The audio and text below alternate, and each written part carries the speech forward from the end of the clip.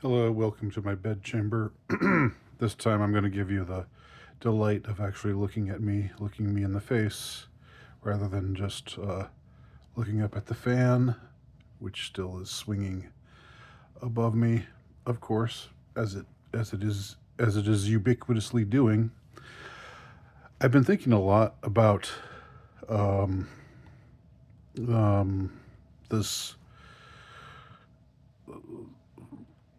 this election kind of being a referendum on men because uh, it became obvious to the the Democrat camp at some point that they were having a hard time with men, not just white men, men in general. They were having a hard time getting men on their side, including men, the sort of men who would typically be on their side. Uh, and so then came the man pander, very cynically applied. Uh, and they did their best. Well, I don't know if it's their best. It's pretty pitiful if it's their best. I don't think it's their best. I think they could have done a lot better. But they they did what they thought what was within the scope of their imagination to do, because these aren't people who take men's issues seriously. These aren't people who think of men as a group that that needs to be listened to and that has legitimate concerns, and like any other group, they just don't think of men that way. They just think men are the patriarchy, men are privileged, men get everything, have always gotten everything they wanted, and now it's the white man's turn to to you know, uh, to get his comeuppance uh, for how his ancestors raped the planet. That's their attitude about men. So, so it's pretty. How do you get a group like that who has that kind of mentality, that kind of mentality? Uh, uh, how do you get a group like that to come up with ideas for how to reach men without it sounding fake and cheap and pandering? And the answer is you really couldn't, from what I could tell. Um, there were it seemed like there was an effort made, and I gain a lot of knowledge about this from Shoe on Head's latest video, because I haven't, I've been tuning out the news for the most part.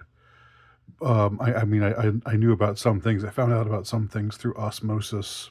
Um, and I guess I'll start with that. I'll start with something that I talked about on this channel, that I could not believe my eyes. I could not believe that this was a real political spot put out by the Democrats.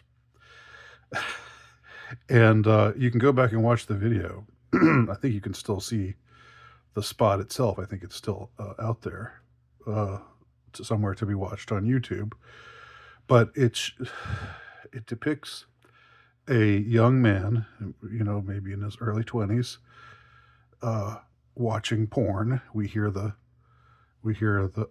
a woman's voice moaning in ecstasy in the background as he's pleasuring himself, and then uh, just as he's about to reach his climax, this bad authoritarian looking white man, in his mid 60s, comes in and snatches away his phone and says, "You don't get to do that anymore because Republicans are in charge now and we're going to ban porn."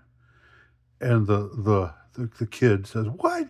You can't, get out of my room, get out of my bedroom, you don't belong here." Um, and the guy says, "Well, but this is just the way things are now that we're in charge." And I mean, I had to talk about that video just because I was flabbergasted. It was one of those things, and still is something that I just think to myself, this is the age we're living in. This is the culture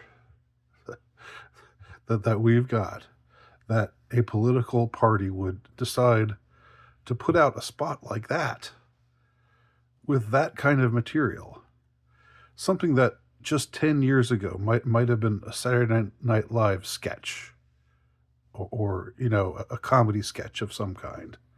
Um, you can hardly believe that this is real, but it is.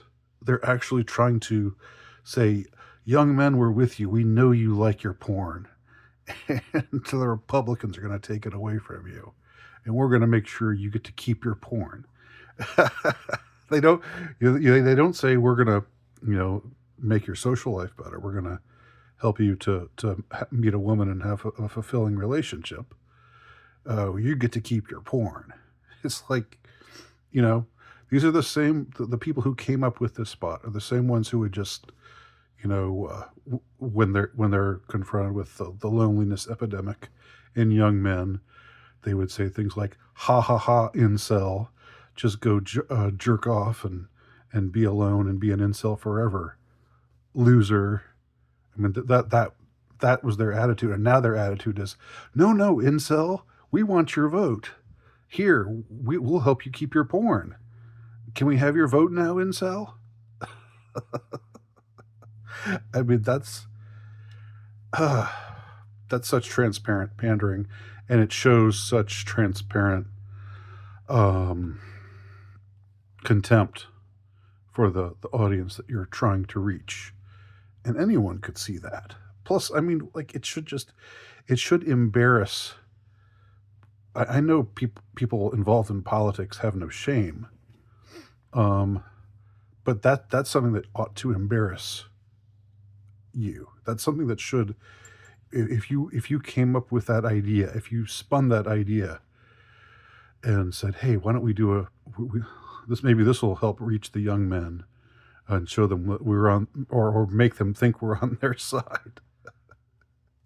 let's let's uh let's depict somebody jerking off to porn, and then we'll have a mean looking old authoritarian uh Republican white man come in and say, you don't get to do that anymore. Like I said, a very short time ago, that would have, there's no way anyone would have seriously put out that idea as a spot. It's like, it's not idiocracy exactly, but it's something like that. It's like whatever, the kind of exaggerated world that idiocracy was. That's the kind of world that we're living in now. It's not exactly that the comic dystopia that's depicted in that movie, but it's something along those same lines where that's actually seriously a political spot, a way to reach young men by appealing to their porn addiction. But other things they tried to do. It seems that Obama, because the black men weren't really going along with all this. They still voted heavily for her, but not in as great a number. A lot more were staying away. There was a lot less enthusiasm about it than there had been for Obama or even for Biden, for any man. It was posited, and so Obama, shook his finger at these guys and said, "Hey, you young black men, I'm really not liking what I'm seeing here. You all need to change your ways and vote for a woman, because this sexism, it just ain't cool. Obama says it ain't cool, and you think I'm cool, so you're gonna want to do what I say for you to do." Um, did that work? Not really, not really. Um, and again,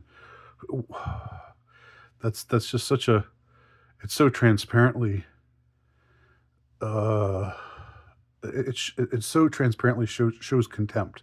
It's like we're gonna treat young men like, in this case, the demographic of young black men. We're gonna treat them, like they're middle schoolers who got in trouble, and and they walked into the principal's office, and Obama's playing the role of the principal who's going to talk tough to these kids and get them to straighten up and do what they're supposed to do and not be sexist. I mean, it's just like how you could how I mean, I'm sure that might work. That probably does work on some people. Sure as hell wouldn't work on me. Not that I'm black or anything, but I mean, if I were in an equivalent situation, or young, I'm not young or black, but if I were in an equivalent situation, um, that wouldn't work for me. Um, they also ran these ads, and this was something I saw again on Shoe on Head. A lot of what I'm talking about comes from Shoe on Head's video.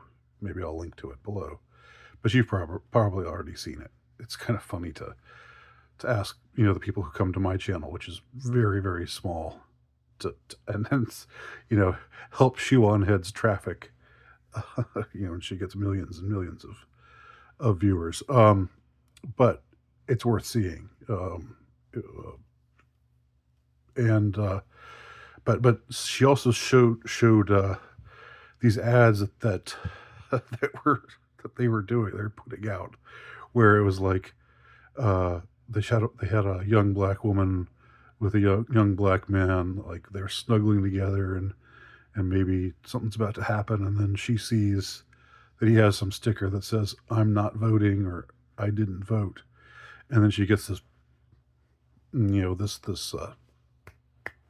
this sassy, you know, face, and gets up and just walks out. And so the message of the ad is, vote or else you're not going to get laid. Vote if you want to get laid.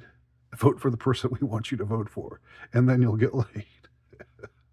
I mean, and as Shuanhead points out, that's like, um, it's not only pandering; it's like appealing to this this sort of this value that these modern day feminists claim to be against, which is the idea that a man should do these things in order to have the gift of a man who jumps through the right hoops for a woman should then be bestowed the gift of sex from her. Like she owes him that if he does these things for her.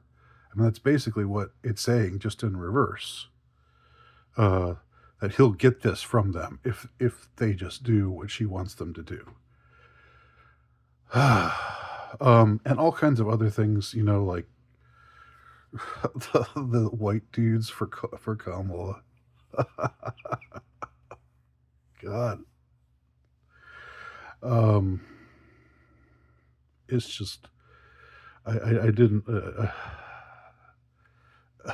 like just these spots where it's like, "Hi, I'm a manly man, and this is my friend. He's also a manly man. But we're manly, but we're also we also have the right way of looking at. We also look at women as in an enlightened way. Um, and so it has this.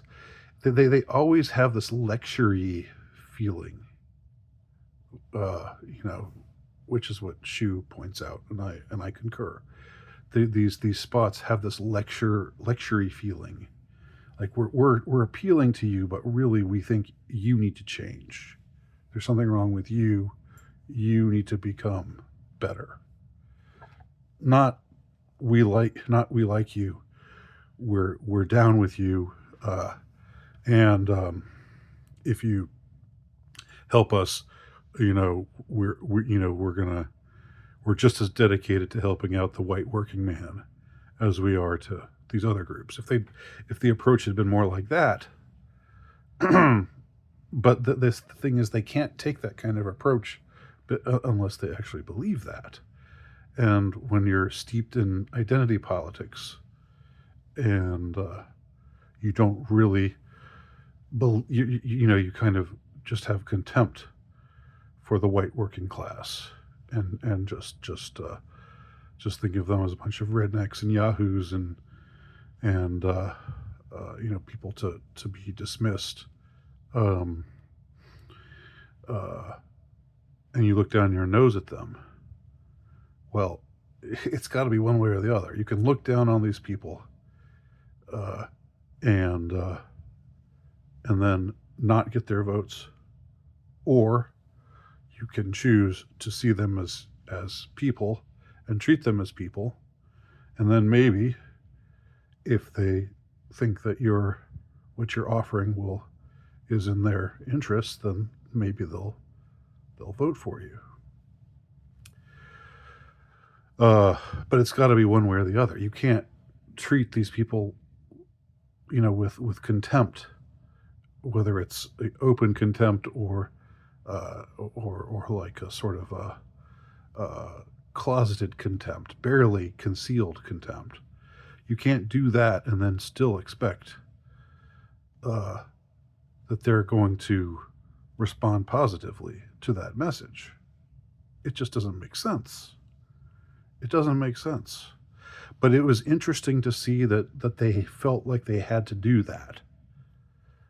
You know, I mean, maybe that's a first step of sorts. Maybe recognizing that there's a problem, and that there's a demographic that doesn't that feels increasingly disenfranchised, and does not feel represented by you, or by the political establishment generally. Maybe recognizing that is a first step, but I don't know. Probably not. Probably not. Uh, but it might be a sign that we're heading in the right direction. I don't know.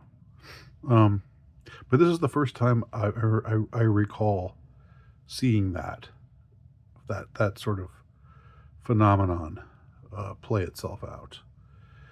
Of, let's make some ads just for, let's try to reach the men. Let's we're really, because yeah, the bro vote is really, we're really struggling there. I mean, when they call it the bro vote, that already sounds like they're already contemptuous of these people. Like, you don't call this is a bro, this is a dude bro. These are the way that feminists use these terms. It's almost always with contempt. So yeah, uh, that was interesting, wasn't it? The man pander.